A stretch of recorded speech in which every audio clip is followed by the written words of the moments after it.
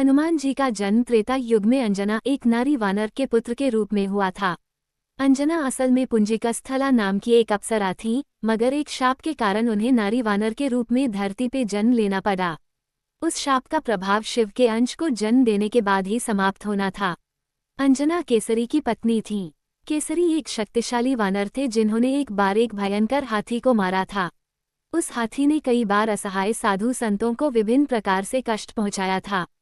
तभी से उनका नाम केसरी पड़ गया। केसरी का अर्थ होता है सिंह।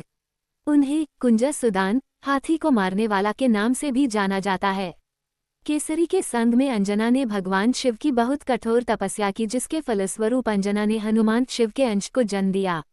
जिस समय अंजना शिव की आराधना कर रही थी, उसी समय अयोध्या नरेश दशरथ पुत्र प्राप्ति के लिए पुत्र कामना यज्ञ करवा रहे थे। फलस्वरूप उन्हें एक दिव्य फल प्राप्त हुआ, जिसे उनकी रानियों ने बराबर हिस्सों में बांटकर ग्रहण किया। इसी के फलस्वरूप उन्हें राम, लक्ष्मण, भरत और शत्रुघ्न पुत्र रूप में प्राप्त हुए। विधि का विधान ही कहेंगे कि उस दिव्य फल का छोटा सा टुकड़ा एक चील काट के ले गई और उसी वन के ऊपर से उड़ते हुए, जहां अंजना और केसरी तपस्या कर रहे थे, चील के मुंह से वो टुकड़ा नीचे गिर गया। उस टुकड़े को पवन देव ने अपने प्रभाव से याचक बनी हुई अंजना के हाथों में गिरा दिया। ईश्वर का वरदान समझकर अंजना ने उसे ग्रहण कर लिया, जिसके फलस्वरूप उन्होंने पुत्र के रूप में हनुमान को जन्म दिया। अंजना के पुत्र होने के कारण ही हनुमान जी को अंजने नाम से भी जाना जाता है, जिसका अर्थ होता है अंजना द्वारा उत्पन्न।